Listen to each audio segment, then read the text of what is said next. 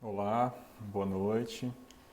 Para quem não me conhece, eu sou o Dr. Davi Calderoni, sou cirurgião plástico, membro titular da Sociedade Brasileira de Cirurgia Plástica. E eu estou gravando esse vídeo hoje para discutir um assunto que tem sido comentado aí nas redes sociais recentemente, que é aquilo que o pessoal tem chamado de doença do silicone, né? Ou em inglês o termo que se utiliza é Breast Implant Illness. E que na verdade é atribuído a uma série de sintomas, a uma série de possíveis problemas aí desencadeados pela colocação do implante mamário de silicone e que vem preocupando aí as pacientes. O pessoal tem discutido muito sobre isso aí na mídia, principalmente, vamos chamar na mídia, em perfis leigos, né, não de médicos, de cirurgiões plásticos. Então, o que acontece? Recentemente começou a se atribuir, então, esse tipo de sintomas, então vou comentar, tem vários tipos de sintomas à colocação das próteses, e se colocou esse termo, esse rótulo, doença do silicone, que é uma coisa tanto quanto genérica, né? Na verdade, fazendo só uma recapitulação rápida, desde que as próteses de silicone foram introduzidas, sempre houve esses questionamentos sobre a segurança, sobre se a prótese de silicone poderia desencadear algum tipo de reação nociva ao organismo, né? Isso foi um problema aí durante toda a década de 80, até que na década de 90 nos Estados Unidos, o FDA lá, que é a agência reguladora, chegou a banir os implantes de silicone da comercialização, até que fossem feitos novos estudos por suspeitas justamente de que os implantes de mama estivessem relacionados principalmente com doenças reumatológicas, né, doenças autoimunes, coisas desse tipo. Finalmente, em 2006, foi então permitido novamente a venda dos implantes, porque se considerou, após uma série de reavaliações, uma série de estudos, tanto de médicos quanto do próprio grupo de pesquisadores do FDA, que não havia nenhuma prova científica que relacionasse os implantes mamários de silicone, né? Quando a gente fala em implante mamário de silicone, são os implantes preenchidos com gel de silicone, que são aqueles que a gente usa mais comumente aqui no Brasil, para diferenciar dos implantes que os americanos usam, por exemplo, com bastante frequência, que são aqueles que são cheios de solução salina, de soro fisiológico. Então, em 2006, se concluiu que não havia uma relação comprovada entre o implante de silicone e esses riscos, e a comercialização foi liberada novamente nos Estados Unidos, né? Então, de lá para cá, tem se utilizado os implantes de silicone e agora, mais recentemente, voltou, isso pelo que eu pesquisei na literatura, cerca de uns 2 anos, voltou com esse nome aí de doença do silicone, tá certo? Então, o que se atribui é uma série de sintomas, uma série de reações, especialmente doenças autoimunes, como síndrome de Sjögren, lúpus, esclerodermia, tá certo?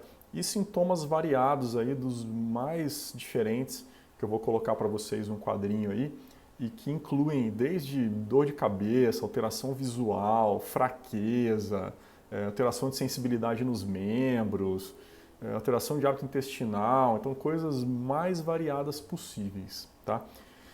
Então o que eu queria comentar a respeito disso, né? Então eu fiz uma revisão da literatura sobre esse tema, tá certo? E o que acontece? Não existe uma comprovação científica que consiga atrelar os implantes de silicone a esse tipo de problema, né? Então, por que eu estou falando isso? Como é que a gente prova alguma coisa na medicina, né? Então, isso é um processo longo, um processo demorado, que exige estudos bem feitos, estudos feitos com muitas pessoas, né?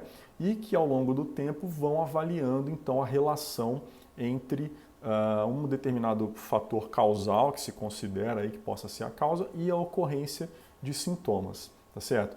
Então o que a gente tem hoje na literatura, na grande maioria dos casos, são tanto na literatura quanto nesses perfis aí de redes sociais, são muitos assim, relatos de caso, relatos da ocorrência de um ou outro caso desse tipo de alteração, e que realmente assim, só isso isoladamente não consegue provar realmente uma associação. Por quê?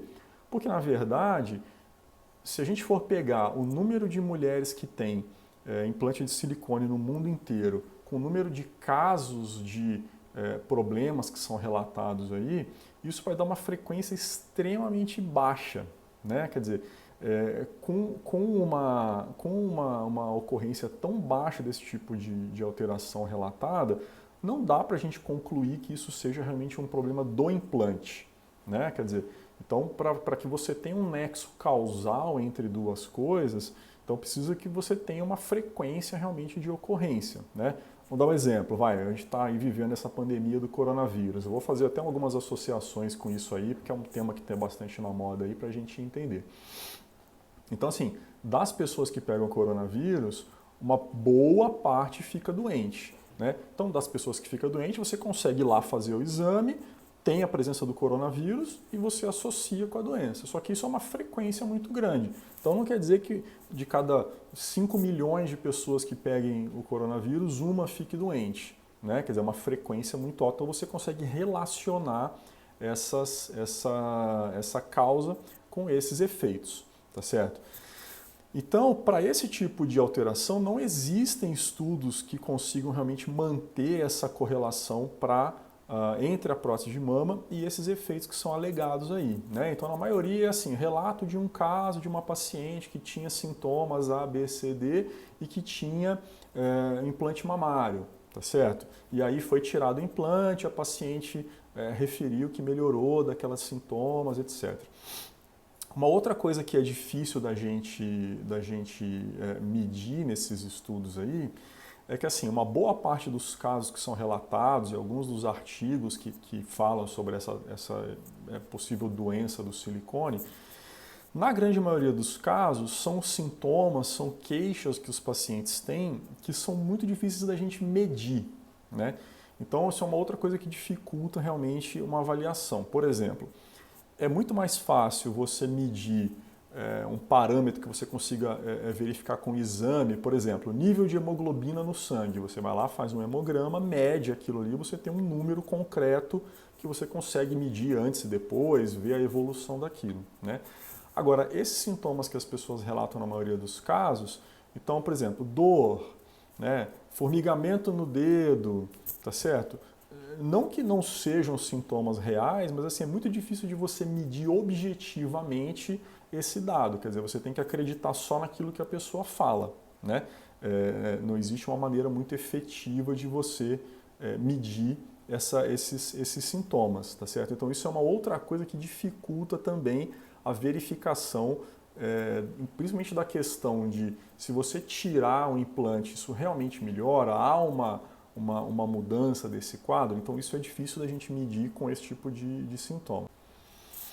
Então, o que acontece? Para que a gente pudesse eventualmente comprovar uma situação como essa, o que precisaria ser feito, né? Aquilo que a gente chama de estudo prospectivo randomizado de preferência, ou seja, você pegar dois grupos de pessoas grandes, um grupo de mulheres com implante mamário e outro grupo sem, acompanhar essas pacientes durante vários anos com acompanhamento médico rigoroso, uma avaliação objetiva realmente, para que se verifique se ao longo desse tempo de acompanhamento há uma diferença na incidência que a gente fala, ou seja, no surgimento de doenças entre o grupo de mulheres com prótese e mulheres sem prótese, né? Por que não é feito isso? Porque é muito difícil, é muito caro você manter um estudo como esse, né? Isso eu pude comprovar até na minha experiência, fazendo algumas pesquisas lá na universidade, que os pacientes não mantêm o acompanhamento, os pacientes não voltam para fazer o segmento, né? A gente tem um problema nos estudos que é que os pacientes que têm sintomas, têm algum problema, tendem a ficar para tentar tratar, para tentar resolver. E os pacientes que ficam bem, que estão com resultado bom, que não tem nenhum tipo de alteração, tendem a não manter o segmento, né? E como isso são alterações de longo prazo, quer dizer, não adianta você fazer um estudo e acompanhar os pacientes durante 1, 2 anos, porque não vai acontecer nada. Então isso demora para acontecer, né? Então veja que você bater o martelo de que realmente é a prótese que causa isso é muito difícil, tá certo? Até hoje os estudos que foram feitos de acompanhamento de pacientes que não foram direcionados para verificar essa situação, mas existem estudos de muito longo prazo de acompanhamento de prótese de mama que não conseguiram demonstrar efetivamente esse tipo de relação. Uma outra coisa interessante de se observar do que vem sendo relatado na literatura aí, então são os estudos daquilo que acontece com essas pacientes que têm essa auto-intitulada aí doença do silicone, né? Então, uma vez, entre aspas, confirmado que a pessoa tem isso, né? Porque a confirmação se baseia unicamente nas queixas da paciente, então, sem muitas vezes nenhum tipo de exame, nenhum tipo de avaliação mais objetiva, o tratamento que é proposto muitas vezes é a retirada dos implantes, tá? E o que acontece com essas pacientes? Então, isso também é totalmente variável, né? Então, tem estudos que mostram, por exemplo, que pacientes que tinham queixas, mas que não tinham nenhuma comprovação objetiva de doença, relataram melhora após a retirada dos implantes. E pacientes que tinham alterações objetivas realmente de doença, não melhoraram, né? O que a gente quer dizer com isso? Que talvez as pessoas que acharam, né, que relacionaram essas queixas aos implantes, uma vez ficando livre desse implante, tiveram uma melhora. A gente nem pode afirmar se isso não foi, por exemplo, um efeito placebo, né? O que é efeito placebo? Efeito placebo é que quando você acha que você está recebendo um tratamento para um problema, muitas vezes só o fato de você acreditar que aquilo lá vai melhorar o seu problema, ele melhora, né? Então, existe casos em que esse efeito ele é muito grande, né? Então, tem estudos, por exemplo, de tratamento de dor, né? Onde o paciente recebe um analgésico falso, para servir de comparação no estudo, e refere que melhorou a dor com aquilo ali, né? Então, esses sintomas mais subjetivos, eles são sujeitos a esse tipo de interferência, né?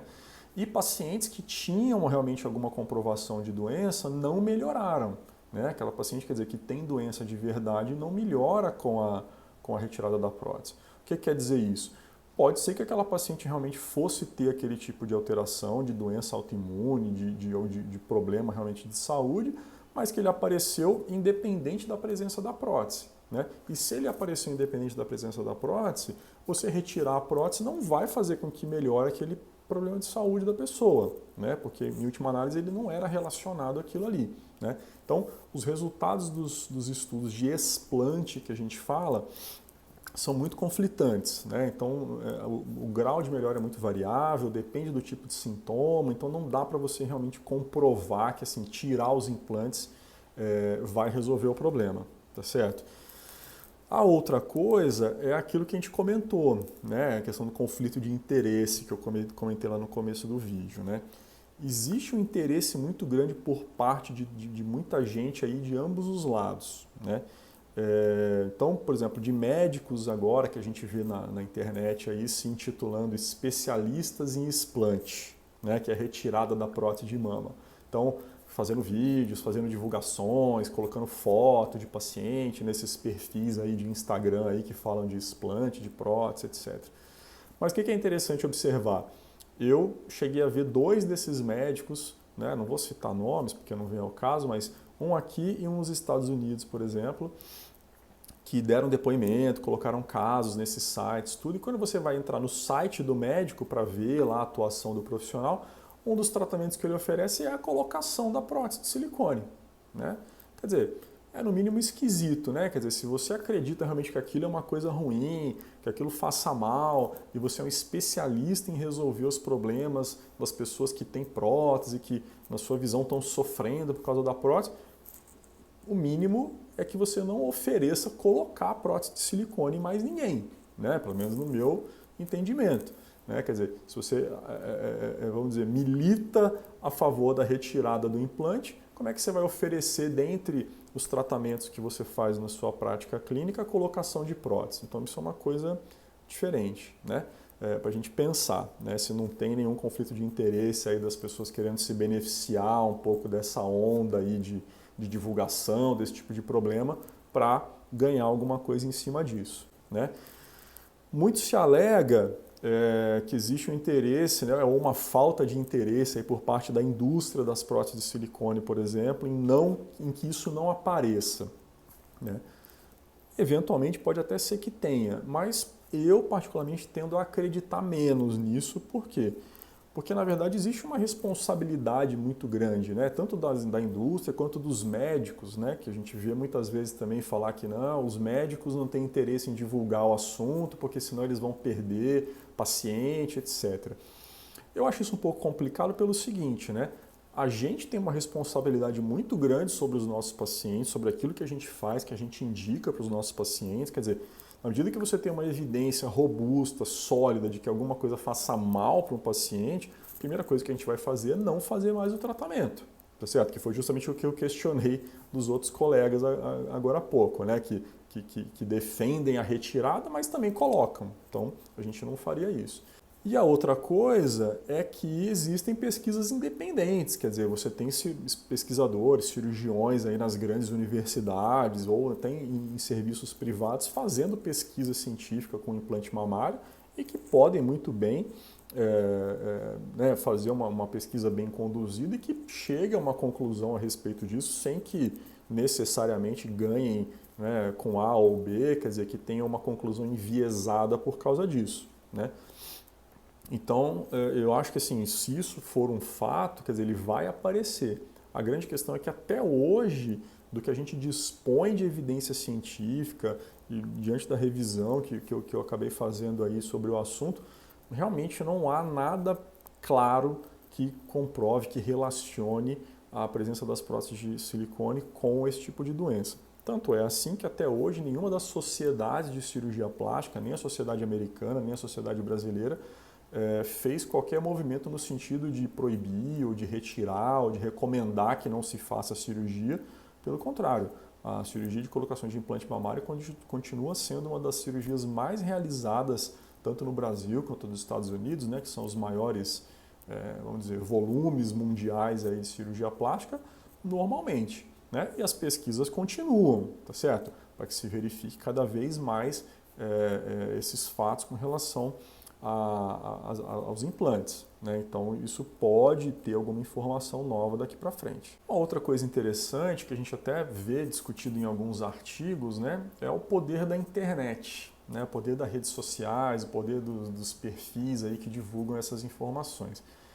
Então assim, essa questão de modo geral aí da divulgação de informação em saúde era uma coisa muito complicada, né, porque assim, você ter indivíduo leigo divulgando essas informações é difícil no sentido de como a pessoa não tem uma formação naquilo ali, não tem uma experiência daquilo, não tem um conhecimento científico daquilo ali, aquela informação é muito mais sujeita a erro, muito mais sujeita a interpretação equivocada do que se for uma informação passada por um profissional, né? Então preocupa um pouco a gente a qualidade das informações, isso eu sempre falo para as minhas pacientes no consultório, que são observadas aí na internet, seja em que plataforma for. Né? Então, a recomendação é que sempre se busque informação com o médico, com o especialista, com o cirurgião plástico, que vai estar preparado para te dar todas as explicações e fazer uma avaliação da situação baseada na ciência. O que acontece é que esses perfis aí, eles são um prato cheio para que as pessoas se auto-identifiquem com aquilo ali e se autodiagnostiquem com aquele tipo de problema. Então, tem vários perfis aí em redes sociais aí que mostram pacientes com as próteses de silicone na mão, assim, retirei esses lixo tóxico do meu corpo, e minha vida mudou, retirei isso aqui, agora minha pele é melhor, o meu sono é melhor, a minha disposição é melhor, etc. Então, assim, juntando isso, né, juntando com aqueles sintomas inespecíficos e juntando que esses sintomas são muito comuns na população, né, quem é que não tem cansaço, quem é que não tem, né, às vezes uma sensação de que a memória está mais complicada, né, que está meio indisposto, que não quer melhorar a pele, tá certo? Então são queixas muito frequentes na população, especialmente nessa faixa etária, né, que são mulheres aí de 30, 40, 50 anos, enfim. Então é muito comum a pessoa ler um depoimento daquele ali e se identificar com aquilo, né? Quer dizer, poxa, então será que isso que eu sinto não é por causa da prótese de silicone, né? A questão é como é que você comprova isso, tá certo? E essa questão da comprovação, ela implica no quê? Implica em a gente poder oferecer um tratamento para você, né? Então, por exemplo, se você falar, não, a prótese é a causa dos seus sintomas, e aí a gente vai fazer uma cirurgia e não melhora, e aí? Né? Complicado, porque você vai fazer uma cirurgia, você vai fazer um tratamento, você tem toda despesa, você tem o risco, você tem tudo isso aí envolvido.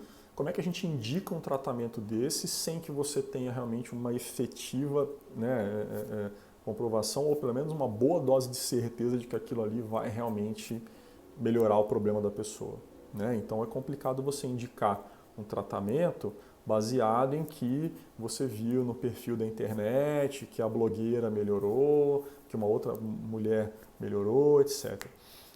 E alguma das coisas que eles mostram lá são realmente problemas que a gente pode ter com as próteses, né?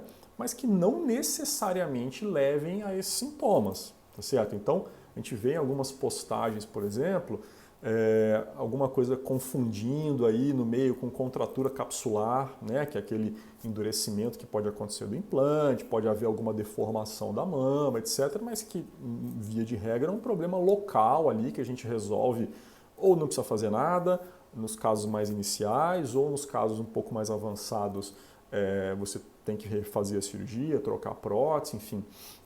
Mas é um problema localizado e isso é uma complicação conhecida da colocação do implante de silicone, mas que não causa esse tipo de sintomas que são atrelados a essa tal doença do silicone. E uma outra coisa que é muito impactante, que a gente vê que as pessoas reagem muito, são fotos de próteses rotas, né? Então, rotura da prótese com extravasamento do gel de silicone, tá? A rotura do implante é uma coisa que pode acontecer, né, com qualquer implante, especialmente implantes mais antigos, tá certo? Existe um risco de rotura que é baixo, tá? E se houver uma rotura, você tem que trocar o implante, ponto. A grande maioria das roturas elas são silenciosas, você detecta muitas vezes só fazendo exame de imagem, a pessoa não tem nenhuma queixa, tá certo? E se você detecta aquilo ali, você troca o implante, né? Então, é complicado também, voltando àquela questão da informação e dos conflitos de interesse aí, né? Talvez uma das perguntas mais frequentes que a gente receba no consultório doutor, a prótese de mama dura para sempre? Não, nada você pode afirmar que dure para sempre, né? E lamentavelmente ontem mesmo eu vi um colega aqui do Brasil, uma postagem no Instagram falando não, essas próteses que eu uso são vitalícias, né? Nada do que a gente tem na nossa vida, nenhum objeto é vitalício, né? O que não existe mais hoje é a obrigatoriedade que existia antigamente de você fazer a troca da prótese a cada 10 anos, esteja do jeito que estiver, né? Então você tem que fazer uma avaliação daquele implante. Se não houver nenhum indício de complicação, se não houver nenhum problema com a mama, nada, você pode manter o implante, tá certo? Agora, se houver uma ruptura, se houver uma contratura capsular, se houver algum problema qualquer, é feito o tratamento cirúrgico, né? E isso já são coisas conhecidas da prótese. E o que a gente vê muitas vezes nessas postagens desses grupos são fotos lá de rotura e a pessoa fala, olha, tá vendo esse gel aí que vazou da prótese e que causava todos os meus sintomas e etc, né? Também, assim, não existe uma correlação nítida entre uma coisa e outra, né? Como eu falei, a maior parte das roturas são silenciosas, você não tem sintoma nenhum, tá certo? Claro que se você não tratar a ruptura, aquele gel ficar ali muito tempo, você pode ter, né? Mas alguma infiltração do gel no tecido, então, mas são coisas locais, tá certo? Isso pode acontecer, mas são coisas locais. Então não se deve negligenciar o tratamento disso aí. Agora, o que não dá para se afirmar é que assim, tá bom, você teve a rotura e aí por isso você tem problema de pele, por isso você tem queda de cabelo, por isso você tem fadiga crônica, que é o que é colocado como um sintoma dessas alterações da prótese de silicone, né? Quer dizer, existe alguma complicação, mas não dá para você atrelar a essas queixas que as pessoas têm muitas vezes, que são a base aí daquilo que o pessoal hoje chama da doença do silicone. Então, por fim, eu acho que a mensagem tem que ficar assim, é de tranquilizar, né, as pacientes, as mulheres que têm implante de silicone, né? Hoje não existe nenhum motivo para que se saia retirando prótese de silicone aí de qualquer jeito, tá certo? A gente tem que ter muito cuidado nessas indicações, como eu falei, existe uma responsabilidade sobre a indicação, assim como existe uma responsabilidade sobre a indicação de colocar a prótese, existe uma responsabilidade sobre a indicação de retirar a prótese, tá certo? Então não existe uma indicação hoje formal de você tratar nenhum desses sintomas aí com a retirada da prótese de silicone, tá certo? Então quem tem prótese, a recomendação minha, né, é manter o segmento, a gente recomenda que as pacientes venham no consultório pelo menos anualmente aí depois da colocação da prótese para fazer uma revisão, se for necessário a gente fazer um exame de imagem dessa prótese, havendo indicação, e fazer um acompanhamento disso daí, tá certo? Existe um número gigantesco de mulheres com prótese de silicone no mundo sem ter problema nenhum. Na minha prática clínica, isso também é assim. Imagino que na prática da maioria dos outros colegas também seja assim, tá certo? O que a gente enfrenta muitas vezes são essas complicações que a gente conhece, né? Mas nada desse tipo que é alegado pela doença do silicone, por quem defende isso daí. Então, é uma coisa que a gente não observa na prática clínica, tá certo? Caso exista alguma suspeita, caso alguma, né, mulher com implante tenha algum sintoma, tenha alguma suspeita de algum problema que não esteja achando que está normal, tem que procurar o seu médico para avaliação, conversar com o médico e ter muita calma nessa decisão, tá certo? Então acho que assim, não deve ir só por aquilo que você vê dos blogs, dessas coisas, porque é isso, esse pessoal não tem responsabilidade nenhuma sobre o seu tratamento.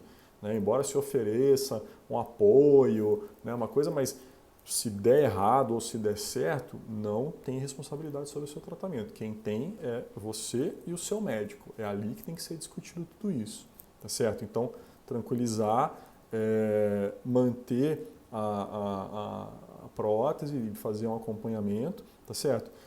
E o que eu acho de conclusão?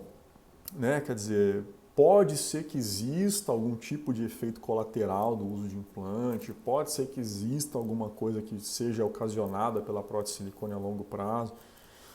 Nada é impossível na medicina, né? O que a gente precisa é que a gente tenha realmente um respaldo científico para afirmar isso, né? E o que eu acho que pode ser a resposta para isso daí, né? Eventualmente, o problema pode ser que não esteja na prótese de silicone, mas em quem recebe a prótese de silicone, tá certo? Por quê? Porque se você tem milhões de pessoas com a prótese de silicone e você tem pouquíssimos casos de problemas, poxa, é mais provável que o problema seja da pessoa do que da prótese. Então, o que tem que ser analisado?